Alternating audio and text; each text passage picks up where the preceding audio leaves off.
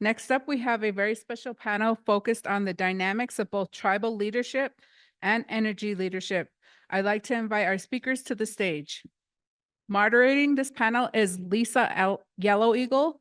Lisa Yellow Eagle Dene and Sakanju is the tribal water attorney for the Southern Indian tribe, where she represents the tribe on all water issues, including representing the tribe's interests with the Animas La Plata Project, San Juan River Recovery Implementation Program, the 10 Tribes Partnership, and the Colorado River Basin Tribal Coalition.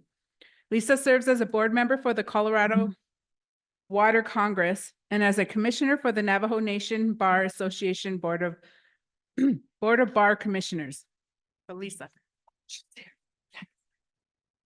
Good afternoon. Yate, she Lisa Yellow Eagle Yanishya. Torich eating Nishligo Adonasane Bashishin, Tkopa Dishachain Athane Dishanella. So I am half Navajo, half Lakota, and I just introduced myself in Navajo with my clans, which is the way that we are supposed to introduce ourselves every time we meet people. And so I wanted to make sure to do that for all of the Navajos who are in the room today and for everyone else. Thank you for having me here. I'm very happy to be here in your town.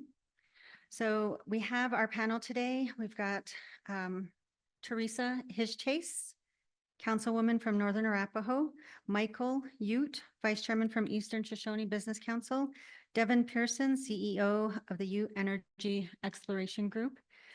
And I want to give each of them a few minutes to provide an introduction of themselves and their backgrounds and what they do in the energy space to familiarize everyone to who they are and what they're working on.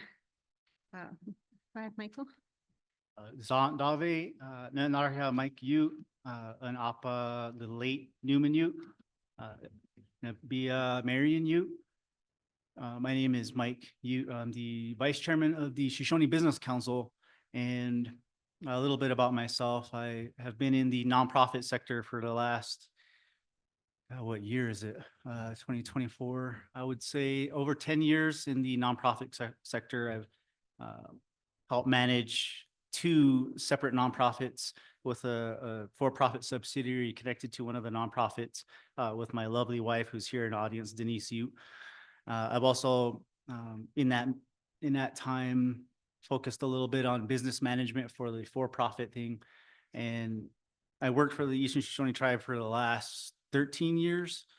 And in that time, I've gotten to know our community like the back of my hand. So I knew a lot of the people that lived in our community and just realized what the needs of the people are and just getting to talk to them. So I worked a lot with a lot of the elders. I dumped their trash. I fixed their ramps. I did electrical work. I did things like that for about 10 years with the tribe. And so after that, I went off. I went to MSU Bozeman for a little bit and decided to come back to the Wind River Reservation. When I came back to the Wind River Reservation, I then focused more on my nonprofit work. It focused a lot on physical fitness and activity and health. And so right now we're focusing a lot on the youth of the reservation. So that's kind of my secondary job apart from this. So I still do that. And what I realized was there's probably a little bit more that I could do for the tribe. And so with a little bit of a push from my wife, I decided I was going to run for the Shoshone Business Council. And like Senator Afialis mentioned, if you believe that you can do something good for your community, just do it. Like you might fail, but just at least try it. Like the year before that, I got a lot of experience with the COVID-19 pandemic. I managed, I think, over $10 million for the Eastern Shoshone Tribe, managing that COVID CARES funding and making sure that we were in total compliance with everything. And so I got the inner workings of how the tribe worked. So I ran for the Shoshone Business Council. Surprisingly, I think I got the highest votes of any candidate within the last, I don't know, 16 years or something. It was like almost 400 votes, which was really surprising. I was really appreciative of that. And so I made it on here. And in that time, I have learned the very first day was a conversation about how both tribes, not just the Eastern Shoshone tribe, and I think we'll get into a little bit later, but how both tribes were looking to take over their resource management, specifically the oil and gas, and mainly the oil operation. That was the conversation on my first day on the job. I didn't know what they were talking about. I didn't know what was happening. I didn't know the difference between a lease operator and a contract operator. I didn't know what was happening. So that was just being thrown into the fire of that. And so I want to thank my predecessors on the business council who actually pushed that idea forward, that the tribes can do better if they just take over their own resources. So they started that. They had no idea really what was happening either. When my term came into existence, that was the focus. So that was where we started to really try to breathe life into this thing. Wes Martell's in the audience. I want to thank him. He really had a hand in trying to get that kickstart that thing going in way before my time, and that really helped us. So in the last 4 years, so I have, and for your information, I have about 5 more days on a business council. I decided not to run. I decided not to run again. There's something in my future that I need to focus on. So I didn't put my hat in the election again. So really appreciative of my time on the business council. I think we did a lot of good work. So we decided to take over the oil fields. We decided not to go into a lease operation. We decided to go with a contract operator, which again, I didn't know what was happening. In that process, there was all of these questions, and it was so brand new that we didn't know what a choice A is going to lead to having to make another choice B, or A, B, C, and D. Like, it was just all of these paths that we were unsure of. Not only were they legal consequences, there was a lot of federal regulation that we had to follow. We also had to work with the BIA. We had to work with just anybody and everybody that has to do with the oil operation. The tribes had to figure out how they were going to work that pathway. So I learned all of this within the last 3 to 4 years. It was brand new. As soon as we started doing this within the last 4 years, I plunged myself into figuring out what all of this means and where the tribes are going forward. I was there at the formation of the Wind River Energy Commission. That was an idea of creating an arm of the tribe to oversee the resource management of both tribes. And so and you'll learn about that a little bit later from the Wind River Energy Commission, but that was a collaboration between both tribes, an agency, if you will, of both tribes to handle the resource management.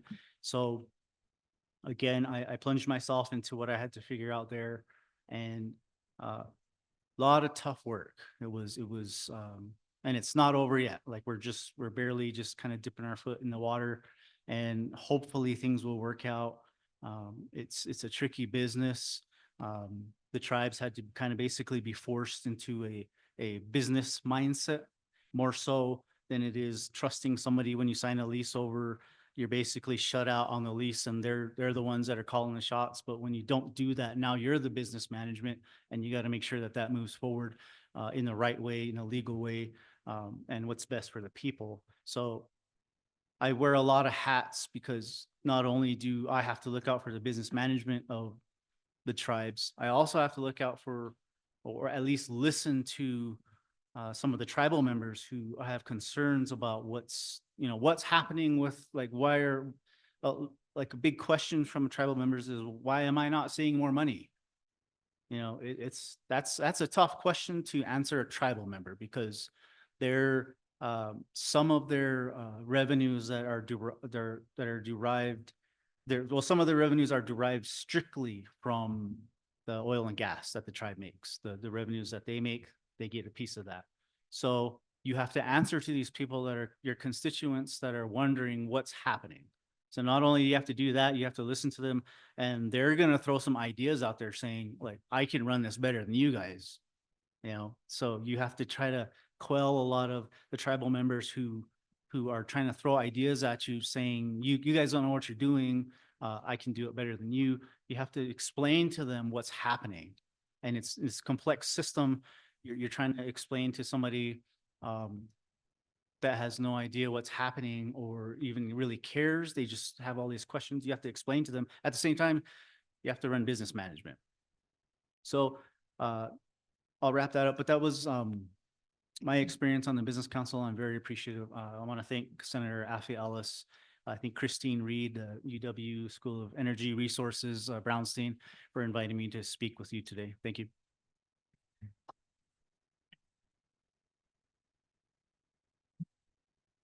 Thank you. Next, we have Councilwoman Chase.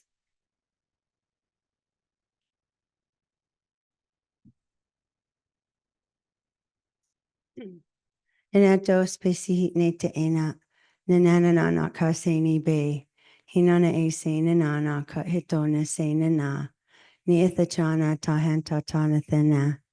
I said, good afternoon, everyone. My name is Teresa Chase. My Arapaho name is Singing Sage. I am Arapaho and I'm also part Grovant.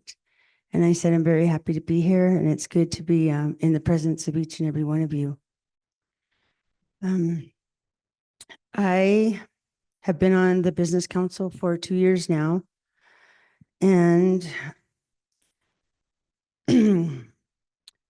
I serve on the Business Council of the Northern Arapaho Tribe, Wind River Reservation. The Northern Arapaho Tribe, in collaboration with the Eastern Shoshone Tribe, with whom we share the Wind River Reservation, have together been embarking on a really incredible long-term strategy to pursue energy independence and to exercise greater sovereignty over our mineral and energy resources.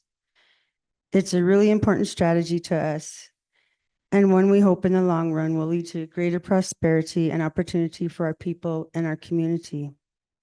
But honestly, it really has not been an easy road at all. I'll give a snapshot. In 2019, the Northern Arapaho and Eastern Shoshone tribes learned from the BIA's Division of Energy and Mineral Compliance, or what they call DEMD, about the benefits of the two tribes taking over our oil and gas operations for ourselves. So the two tribes informed the company, whose lease was already nearing its expiration, that the tribes would not renew the lease after it expired. Rather than just accept the fact that that we didn't want to renew the oil lease, however, this kicked off years of hotly contested litigation. First, the oil company actually sued the tribes, trying to use litigation to keep the lease from ending. We had to hire lawyers to defend us in court. Luckily, we were ultimately victorious.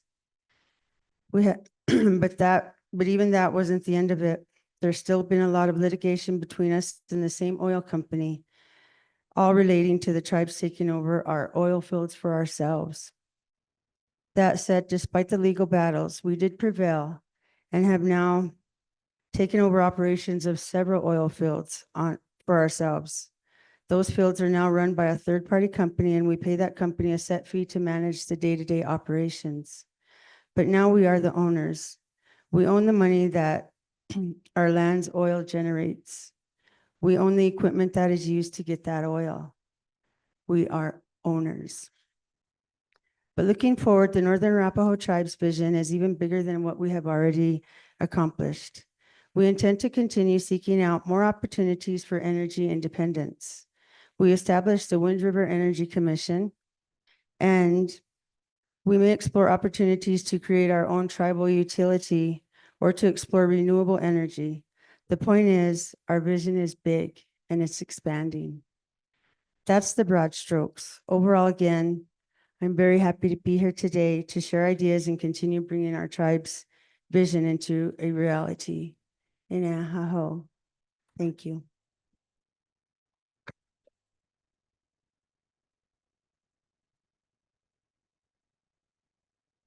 Thank you very much. Next, we have Mr. Devin Pearson. Thank you, Lisa. It's a pleasure to be with all of you here this afternoon and also to my panel colleagues up here. And it's a pleasure to be with them. I have a confession to make. I'm Plan B. At least I hope I'm Plan B. I may have been lower down the depth chart than that. The Ute Tribal Chairman, Julius Murray, was unable to attend. He was pulled away, and as all of you tribal leaders know, and those of you that aren't tribal leaders, so you do know that the demands on tribal business committee members and tribal leaderships are diverse and they're broad, and they pull them a lot of different directions. So he sends his apologies for not being able to make it, and I guess I was voted least likely to say something stupid, but over the next hour we might revise that. As introduced, I'm the CEO and president of an entity called Ute Energy Exploration and Marketing. And that's been the Ute Indian tribe's way to exercise their self-determination rights and to take a greater role for their own energy agenda and their own energy development initiatives. We participate in a lot of different areas in energy, and we represent ourselves as an energy development entity. We participate in upstream oil and gas, midstream oil and gas. We participate in the oil field service space. We do water resource management for the tribe. And recently we are pursuing initiatives in electrification and renewable energy projects. So this gives us a broad understanding and a broad perspective of development in our area and what is needed, and what we try to do is make sure the tribe can derive greater benefit from their natural resource asset base and their trust lands. And so with that, it's a pleasure to be here, and I look forward to the questions. Great, thank you very much. So we do have a list of questions, and I will begin with Mike. How can tribal communities be meaningfully involved in the decision-making process for energy development projects?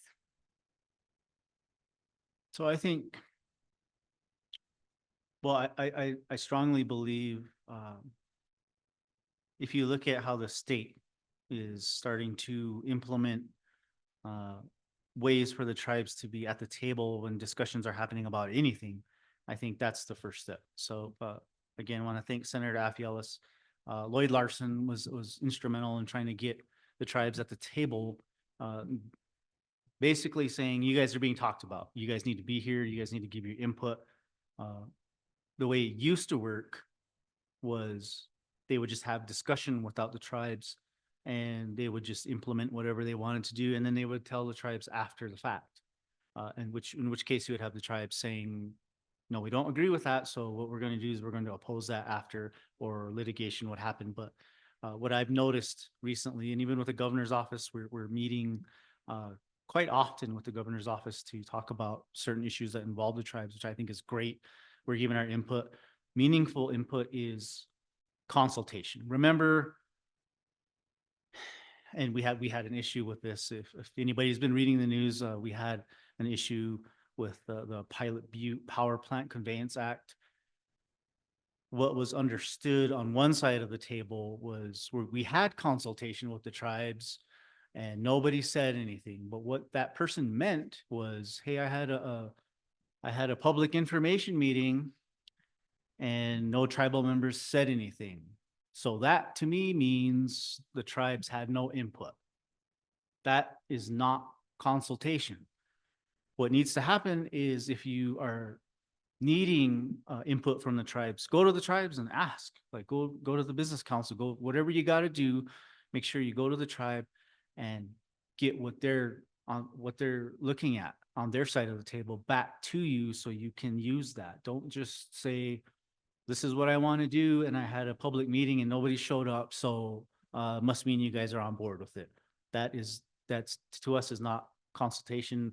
We didn't even get a chance to give our input on that issue, so that ended up causing a lot of problems for the tribes. So I think a way to do that is, if you want to get meaningful input, those entities or those people need to reach out to the tribes and just set a meeting up.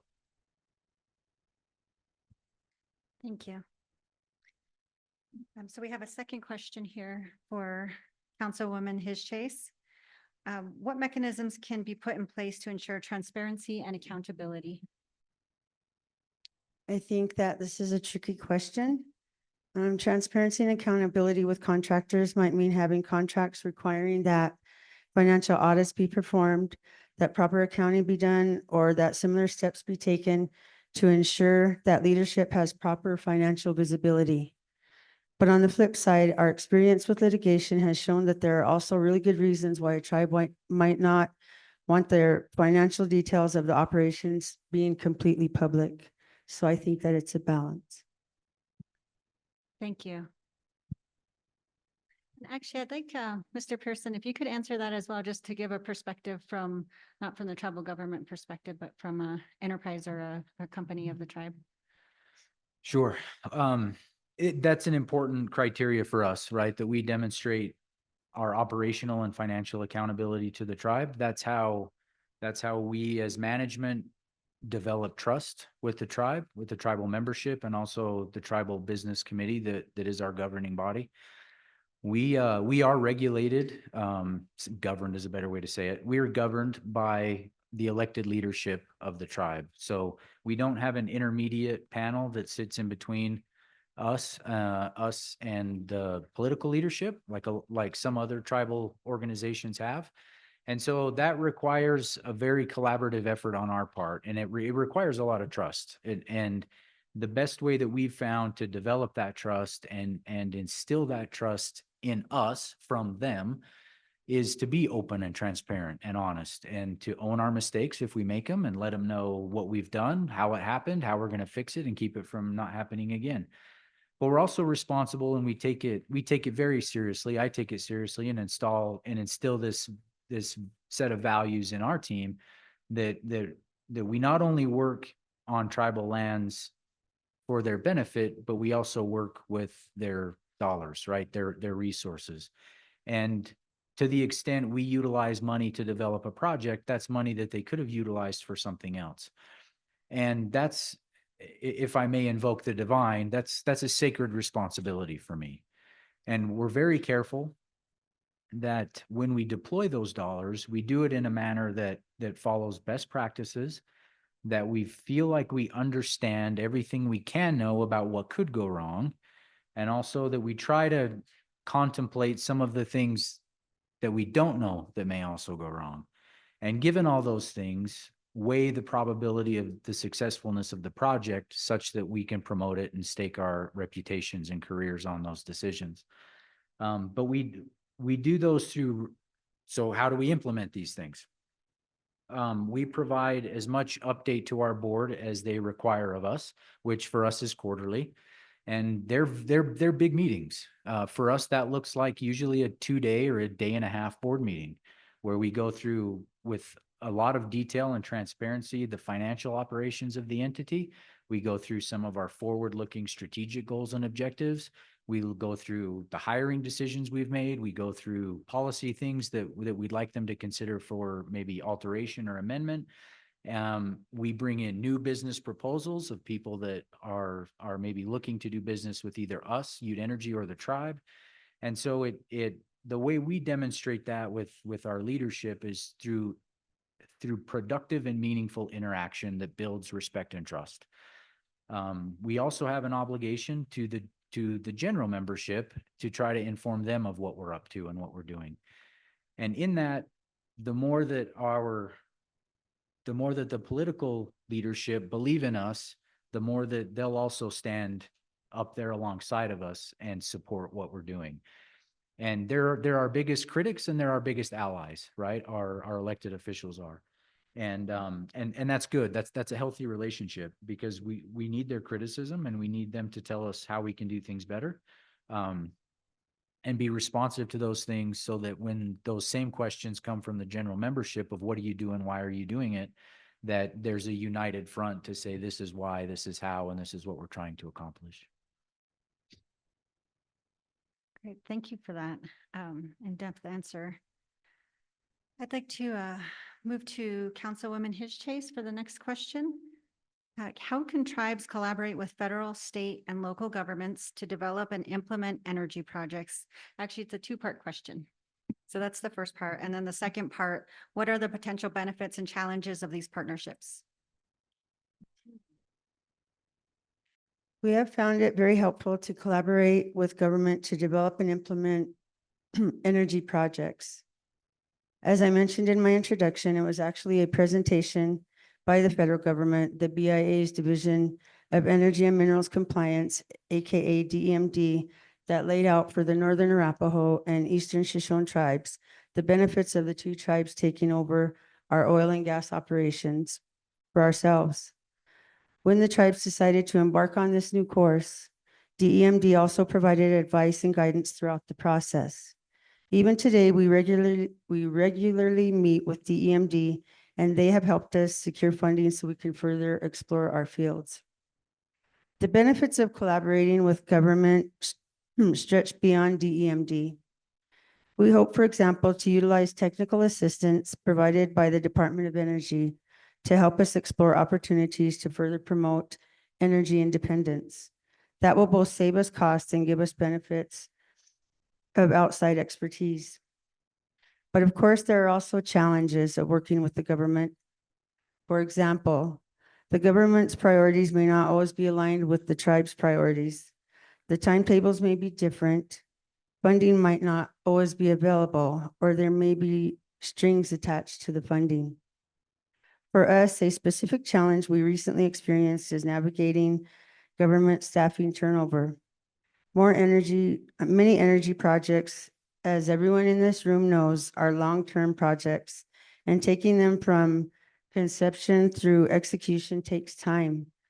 It's really helpful when the same people within the government assist you throughout the process because they have important institutional knowledge. They understand what the tribe, why the tribe is doing the project, who's involved, what the long-term goal is, etc. Unfortunately for us, people's jobs change and we can't control that. And when government staffing changes, it takes more time to get the new team up to speed and explain things to them. So yes, government collaboration brings many benefits, but it also brings challenges. Thank you. Vice Chairman, would you be able to add your thoughts to that question as well? Yeah, I think it's vital. An example of that is when the tribes first started getting revenue from the oil fields, which was a huge deal. Like the tribes, I think within the first 3 months, started seeing more revenue than we've ever seen in the past 2 years combined.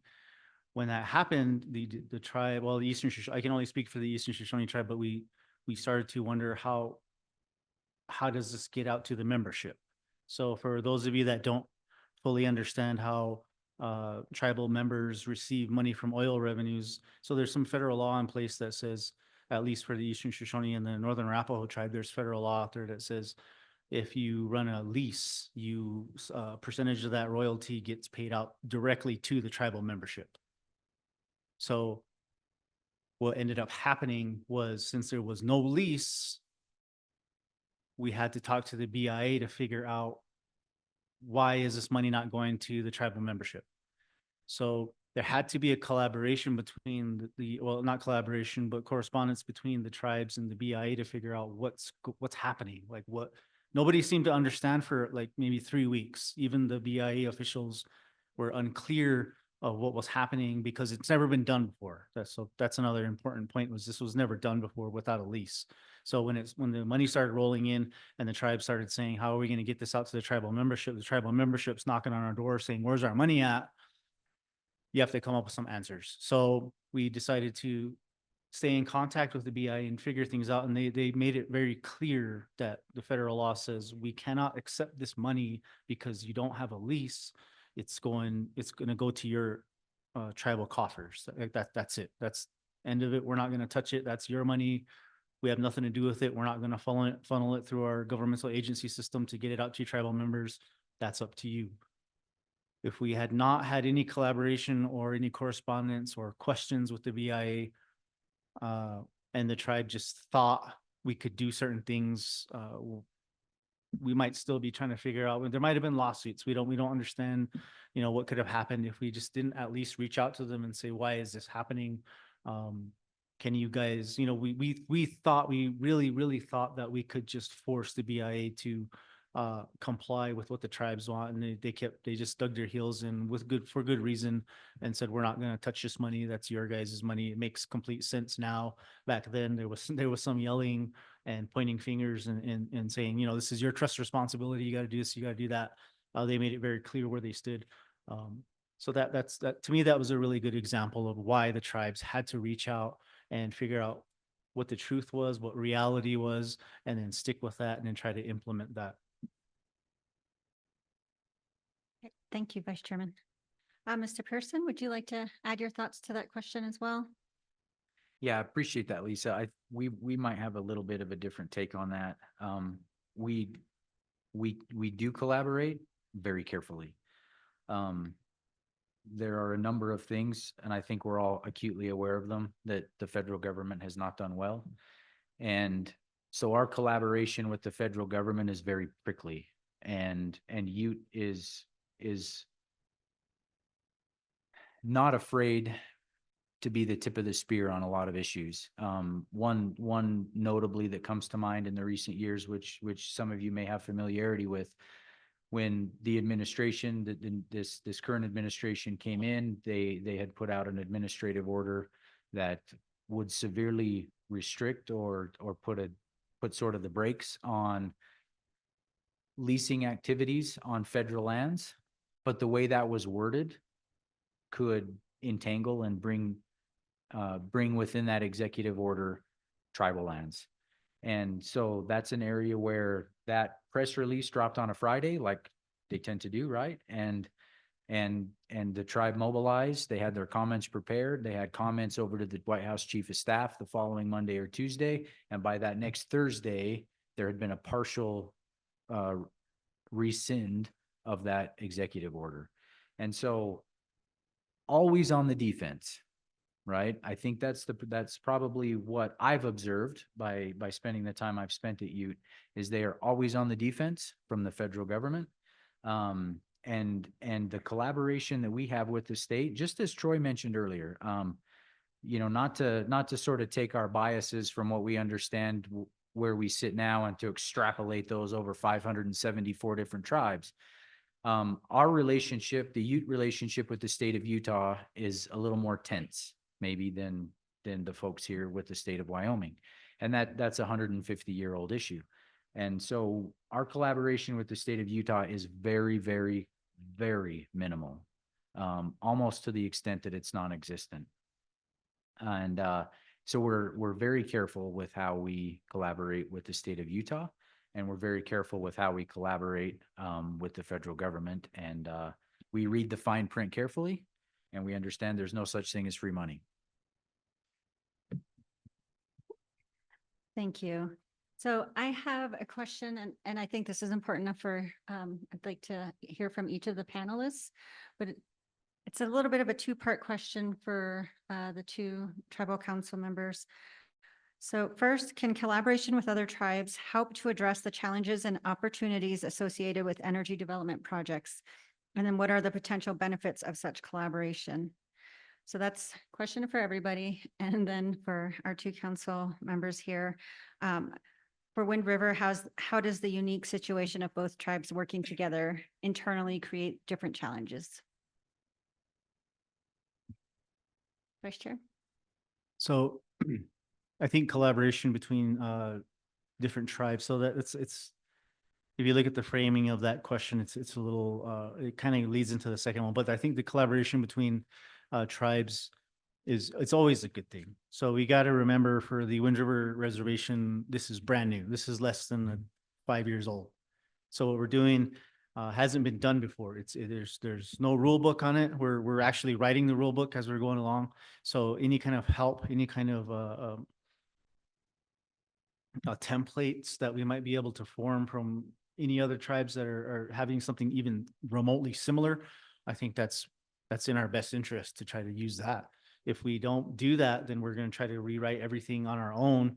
And since there's nothing out there, we're going to run into more problems than there are solutions. So I think if we can reach out and get some input from other tribes, I think that's always good for us.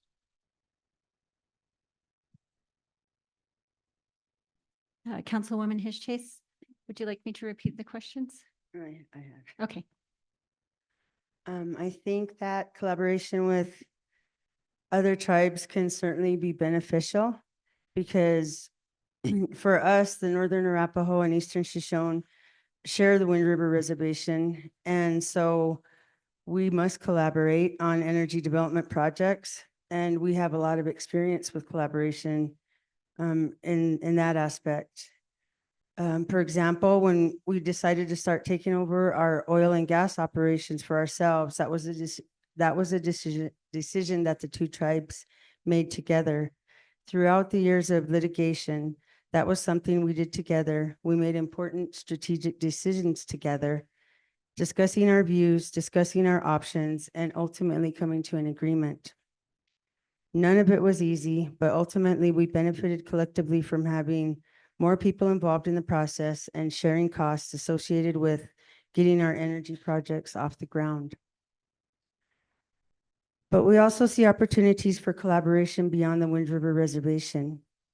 I am particularly interested, for example, in learning more about Southern Utes Red Willow Production Company and how the company has expanded over the years to become one of the top privately owned oil and gas companies in the United States.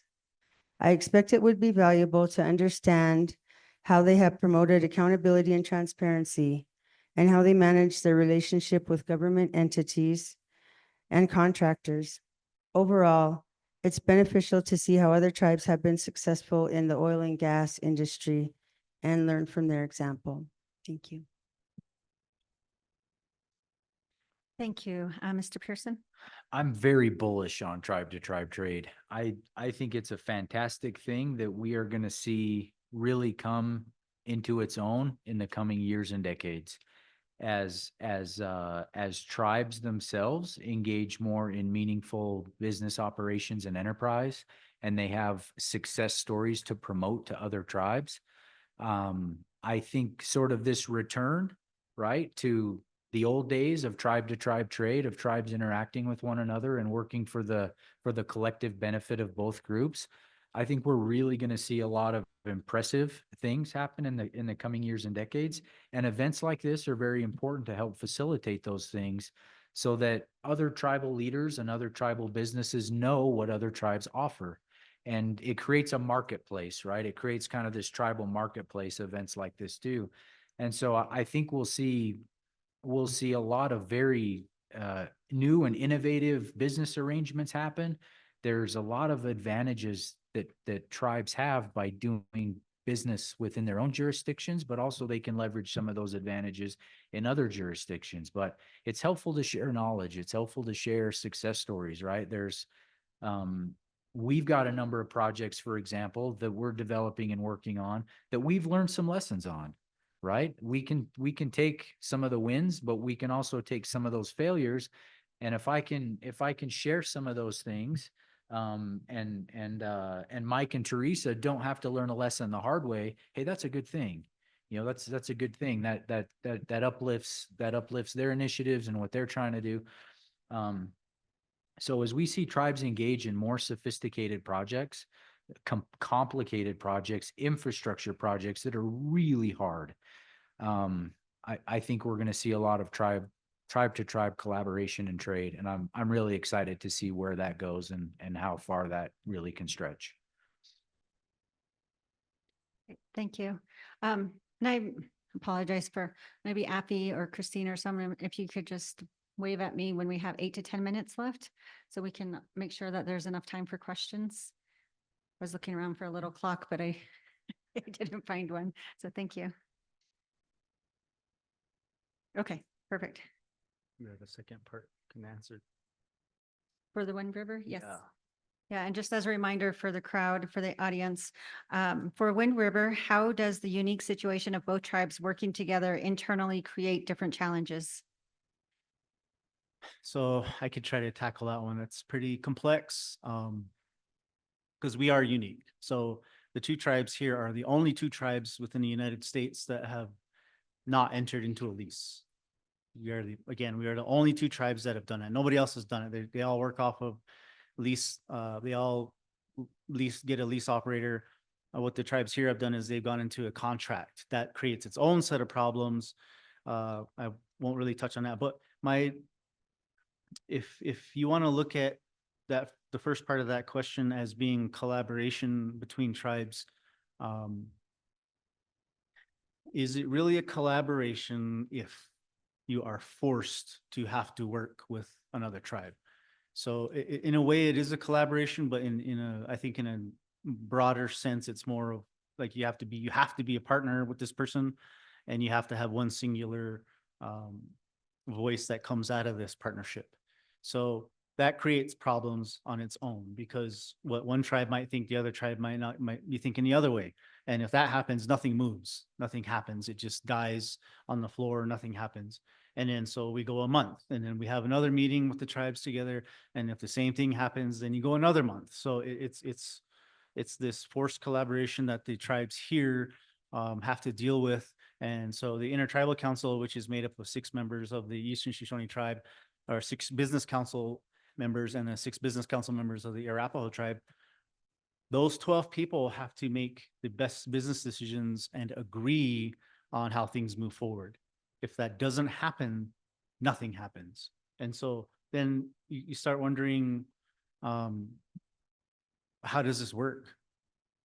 When you have 2 tribes that have to they're forced to work together because of the nature of the Wind River Indian Reservation, which has a 50-50 undivided interest. And a lot of people have a hard time understanding this 50-50 undivided interest. So if I go catch a fish in the river and I pull this fish out and I cut it in half, you would assume that one half is Eastern Shoshone and one half is Northern Arapaho. That's not the case. You have 2 halves that are now both Eastern Shoshone and Northern Arapaho, and this continues on forever. You cannot split that. So when you start thinking about how oil becomes extracted, how does that work?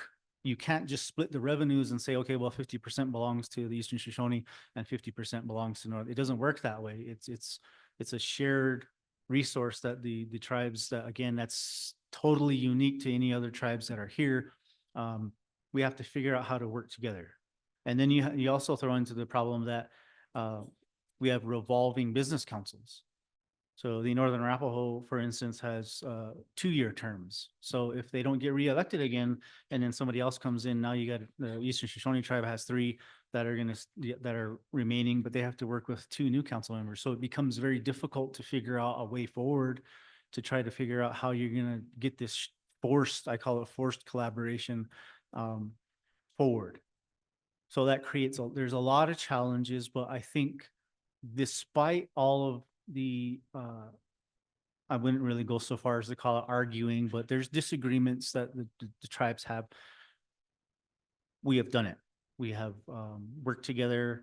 I might not agree with some of my colleagues that are in the Wind River Intertribal Council, but at the end of the day, it's like what's best for the people. And so we always have to figure out a way forward. And you know, as a business councilman for myself, that takes precedence over like anything personal that I may be holding onto. You got to let that go and think about what's going to get this machine moving forward. Great, thank you. Councilwoman Chase. I'd be interested in hearing your perspective on the unique situation between the 2 tribes as well. There certainly have been challenges due to the fact that the Northern Arapaho and Eastern Shoshone must work together. For example, there have been times when the Northern Arapaho Business Council and the Eastern Shoshone Business Council have not agreed on a path forward, as Mike explained. And in business, there are times when decisions have to be made. But when the 2 tribes disagree about those decisions, and both of those views are inherently considered equal, that means that there is no easy way moving forward. There's no boss to run to who can resolve a disagreement and then decide on a path forward. And you can't put it to a vote because a vote will result in a tie or the motion fails. So there's a real risk of getting stuck in a stalemate, which may ultimately harm the business. And, you know, I truly believe that it's of the utmost importance for everybody on each business council to be attentive, understand what's going on, ask questions, Um, and so that we can all make informed business decisions, because like Mike explained, this is the first time that we're doing something like this. And we're the first, it's the first of its kind in the nation.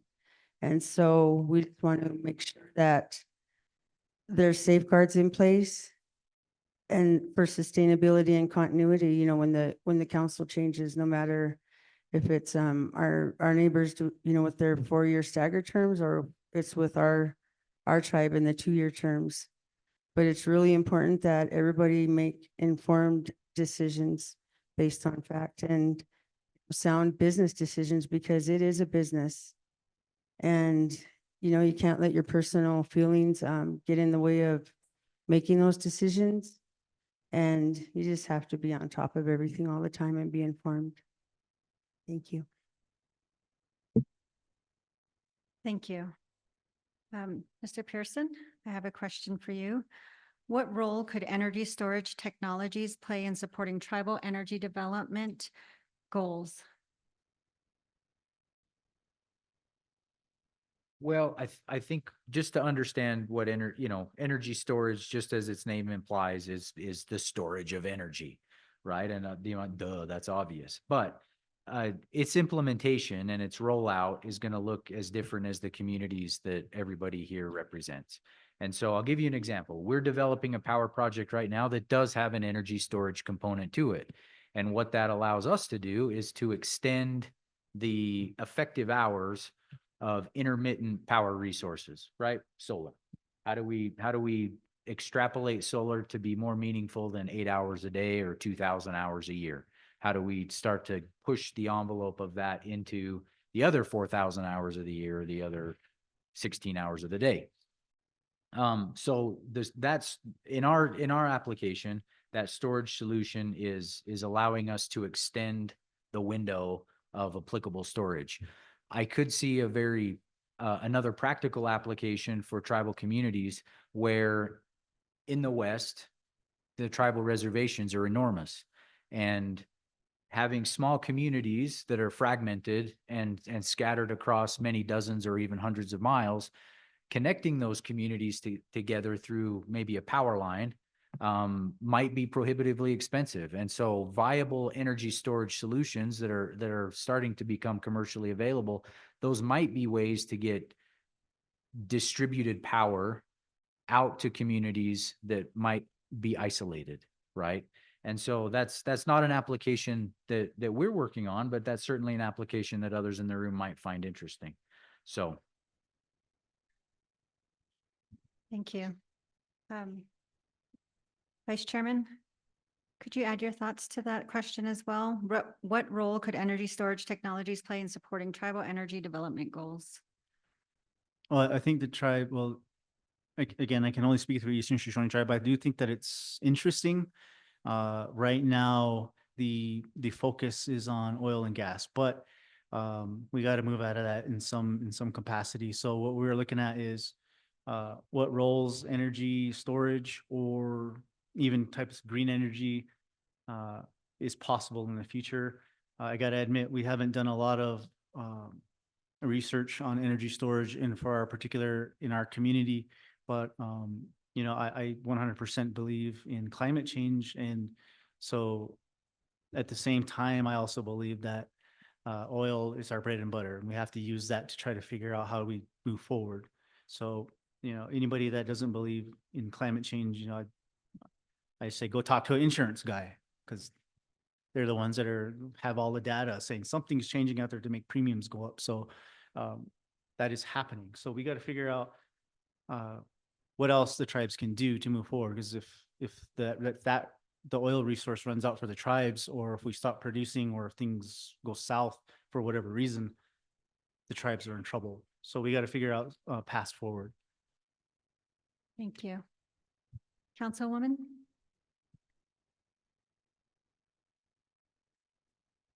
I am not an expert in this area, but you know, renewable energy storage will be critically important in meeting tribal energy development goals. Right now, the problem with renewable energy is that it's often available when the energy has been generated meaning when the sun is shining on the solar panel or when the wind is blowing the turbines. But the timing of demand for that energy does not always match up with the timing of its generation. For example, the wind blows strong at night, but that's not when demand for energy is high. Energy storage fixes this mismatch to an extent. Energy storage allows energy to be generated at one time and then used at a later time. But still, there are issues. Right now, battery storage only lasts for 4 hours. In Wyoming, where the wind blows strong at night, that means some of that wind energy might be available for people waking up in the early morning and warming their homes. But it's not available during times of peak demand later in the day, which is when it's really needed. Developing longer energy storage technologies will help fix that mismatch. That technology is being developed now, and some tribes have already received grant monies to develop that technology in partnership with non-tribal energy experts. Thank you. Thank you. So there is a question I want to make sure we ask our tribal leaders here. How do the tribal leaders navigate some of the federal policies that come out of DC? And in recent times, what has been helpful or harmful to your tribe? Vice Chairman?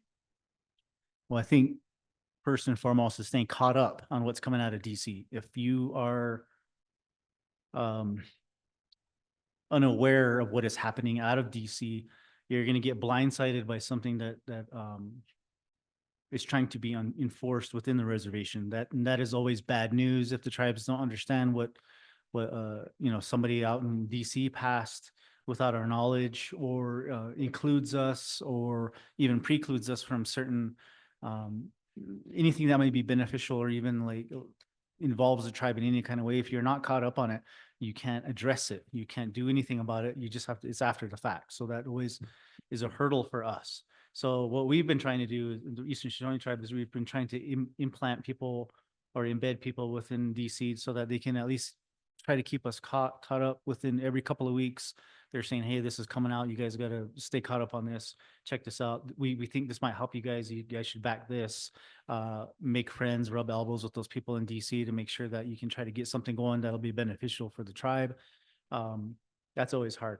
I think, and what was that second part? What has been helpful or harmful in the recent years? Well, definitely the Pilot Butte Power Plant Conveyance Act. I think that was the one thing that I was personally involved in.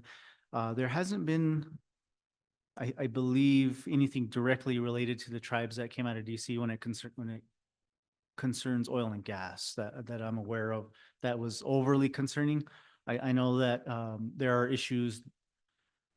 By and by, if it affects the state, it does affect the tribes. So if the state has a problem with something that's coming out of DC, then it does affect the tribes as well. So we do have to stay caught up on issues like that. But again, it's being informed on what DC is doing.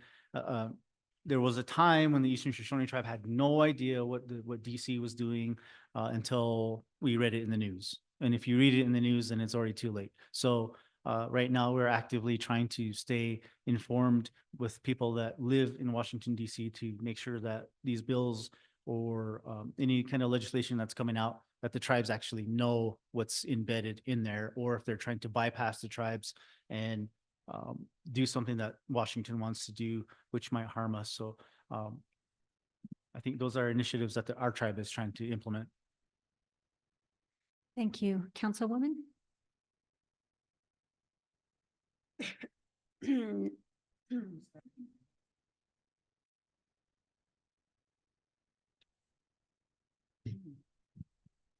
Navigating federal policy developments is complex. For example, there are policies coming out of the Department of Energy and out of the Department of Interior. The Department of Energy offers grant money, but the USDA has rural development grant money too. There are also policies coming out of the Indian Affairs Committee in the Senate and the Senate Natural Resources Committee too. In addition, several of these federal departments and key legislators have staffers who specifically work with our tribes. Beyond all this, there are also trade associations that are active in this space. The Northern Arapaho Tribe is a member of one such association, the Tribal Energy Consortium. But there are also other emerging organizations, such as the Alliance for Tribal Clean Energy, which I am told has been very proactive in the energy space. Monitoring all of this is not something that any single tribal leader can do or should do. So again, it's a matter of engaging a knowledgeable team to proactively monitor developments, as Mike explained. Our folks out in DC, they're very valuable and we depend on them greatly. So they can monitor developments and have regular touch points with appropriate people within all levels of the federal government. It's very important to stay on top of everything and be aware of what's going on out there, because as Co-Chair Ute said, it does affect us. Thank you. Thank you, Mr. Pearson. I know that you're not a tribal leader and that you're here as a substitute, but do you have insight into how the Ute Indian tribe is navigating the policies and what has been helpful or harmful to the tribe recently? Yeah, so as I mentioned earlier, there's a lot of demands on tribal leaders, and now you're hearing, oh, now I got to keep track of what's going on back in DC, and the answer to that is a resounding yes. And I heard from a tribal chief a few years ago, and he left a nugget of wisdom with me, and he said, if you're not at the table, you're on it, and you have to be engaged in the conversation. But there's a lot of strength. I think Teresa's comments were, find a few good trade groups, because there's a lot to keep track of, right? Whether it's education, policing, energy, 100 different issues that are complicated for you all for 6 or 12 or however many are on your elected body, for them all to keep their pulse on and keep active. Find a few reputable, good trade groups that'll keep track of those things for you, that you can pay a nominal, $5,000 or $10,000 a year to be part of, and they'll kind of keep an eye on those things for you, right? But be mindful as well that there are a lot of those groups that turn into self-licking ice cream cones, where they exist for the purpose of existing, to keep existing, and then to exist more. So find a few that your colleagues use, find a few that other tribes have been happy with. Sometimes they're tribal groups, sometimes they're professional trade groups, but groups like that can I think provide a little more resource for you, so that you can stretch your dollars a little bit further.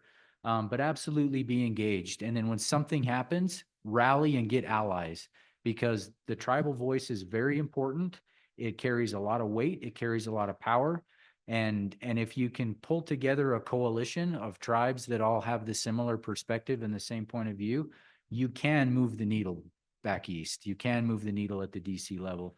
I've seen that a dozen times with Ute, and I know the same thing would be applicable for your respective tribes.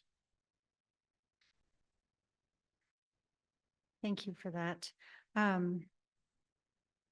The next question we have for the panel is, how can tribes best integrate the views of the people while also trying to run a business and diversify income streams? And we'll start over on this end with the Vice Chairman. Super tricky question. So,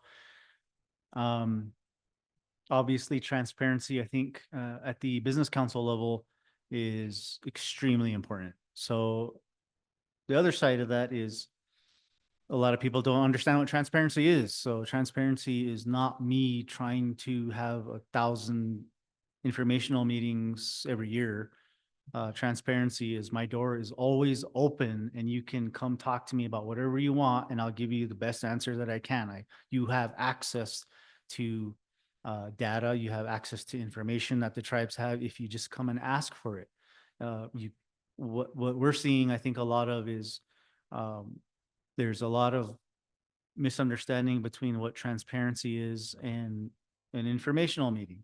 So if I have an informational meeting and 30 people show up, and then I have another information and the same 30 people show up and maybe a couple more, that's not really providing the information to the other 4,000 members that we have.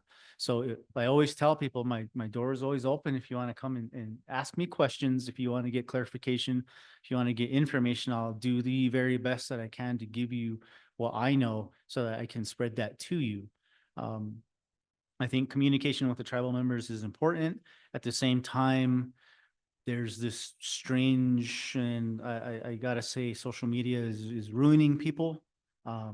They create these circles of like conspiracy, and then that becomes truth to them. So now you are not dealing with trying to give information to people. You're trying to battle the conspiracy with the information that you have, and so they don't want to hear that. And so then if you prove them wrong on one point, they're going to just move to another point, and then they're going to believe that. And if you prove that wrong, they're going to move to something else. So it's become this battle of what information you're giving to the people so that it best suits their needs. And that's, I will say that, for maybe, and this might sound a little bad, I don't mean to be sounding condescending, but for maybe some of the older people in our business council, they're not gonna bother with social media. They're not gonna tell people. They just want to do their job, go home, and that's it. For me, for somebody that's out and about that sees people at the store, at the gas station, I have to answer to people like that. So it's a little different for a younger generation. So, and it got to a point where it was so toxic, and so people were threatening me to burn my house down and things like that. I had to get off of social media, and but what ended up doing was severing a tie to the people. But it really didn't matter, because I have to try to reach them in a different way. So I always tell people at every single turn, come see me. If you got questions, come ask. And I'll let you guess how many people come and see me every day to ask questions. It's none. Nobody comes. Nobody shows up and asks questions. They would rather wait to be in a setting like this and then throw a conspiracy at you. So it becomes this battle of what do you tell people? And I always tell people, when you get on the business council, first they swear you in, and then they swear at you. So it's dealing with that. So again, transparency is key, but it's also how do you package that to the people so that they can understand and for the most part are satisfied.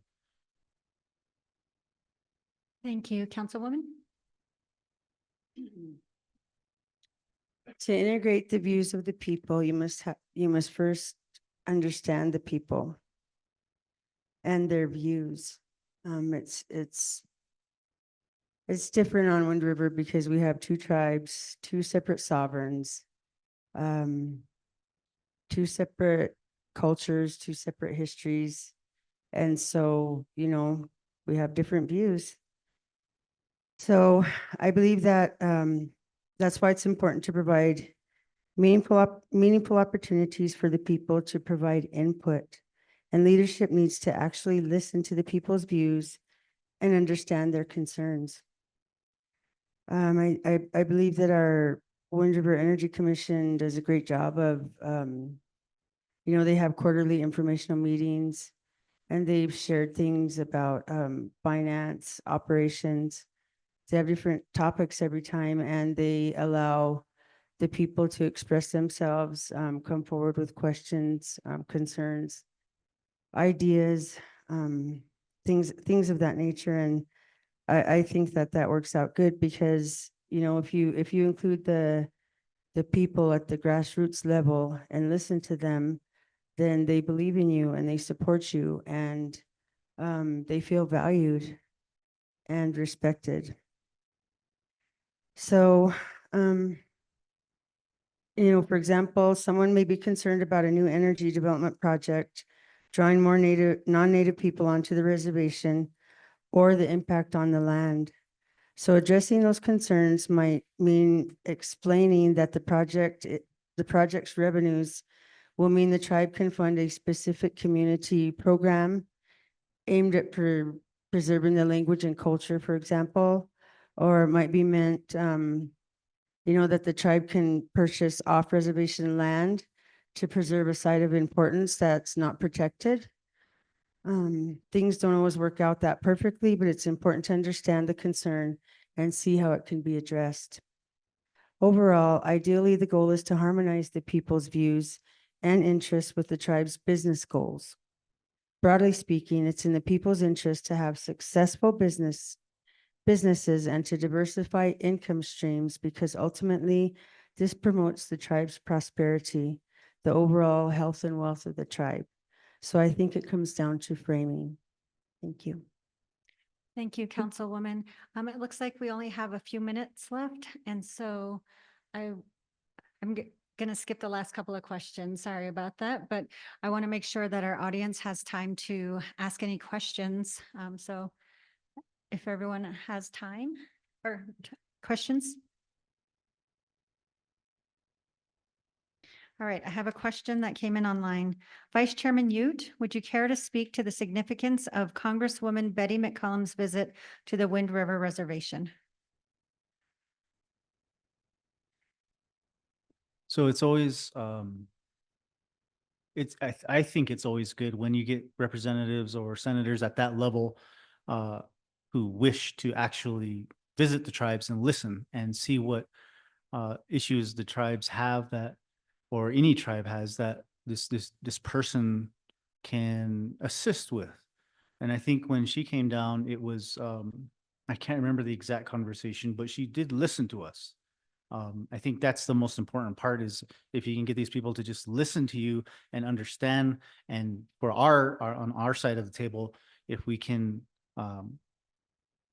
focus our conversation with these people, because what you don't want to do is overload people with 3 or 4 different issues, and then they leave the table or they leave the conversation wondering what's happening. Like, what am I supposed to research or whatever for you? I think if you can narrow your focus down for these people, which is what we did. I believe I can't remember the exact conversation with her, but I think it was very important that we conveyed one singular idea towards her, and then she did what she could. And I think that, but again, it's always good when people at that level, and it's kind of rare. I mean, sadly, it's kind of rare that you get even our state delegation doesn't necessarily meet with the tribes that often, but it's something when another state's delegation comes and meets with the tribes more often than our own our own state's delegation does. Thank you very much. I think we have time for another question if anyone would like to ask one. Maybe we can just listen to music for a little while and no more questions. No more questions. Let's just listen to some music for a while. No? Get out and vote, people. We've got a question down front here. So I have a question for all of you. So we all know we're in a presidential election cycle. Regardless who is in there, there's always a possibility of that administration going after federal lands. Can you tell me, as tribal leaders, and you're influential there with the Ute tribe, can you tell me how tribal nations should handle that?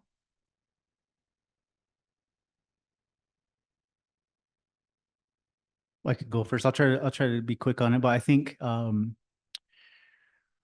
what we have noticed is that if you get rid of like federal regulation, or if you get rid of if you start removing federal partners from the equation, then the state then starts to assume the very same responsibilities that the federal government was supposed to have. So if you start removing those federal governments for the tribes, that's bad news. If you start, because that protects the tribes. That's where our treaty rights, that's where whatever you want to say, that's at the federal level. But if you start taking that away, then you start placing that within the state, and then the state starts calling the shots. And so the tribes have always have a big problem with that because they need that protection to happen. But if you have a new administration that comes in and starts stripping away these protections for the tribes, that's bad news.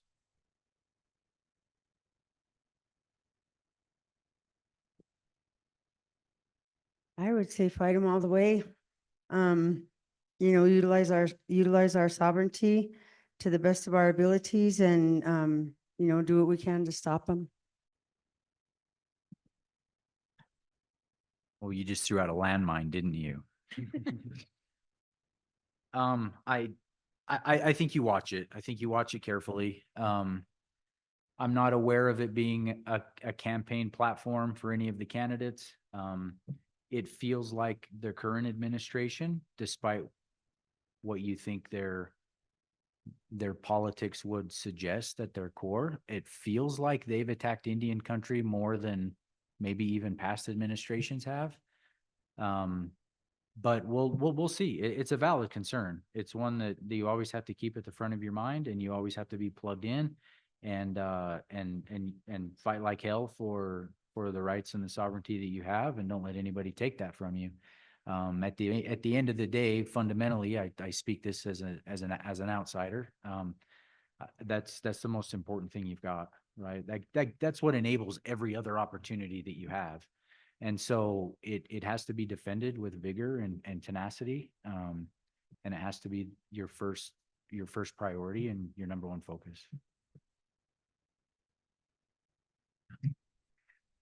Thank you very much. Thank you for the questions, and really thank you to the panelists for being here today and sharing their insights and advice for all of us. I really appreciate it, and I found it very interesting, and I hope everyone else did too. Thank you.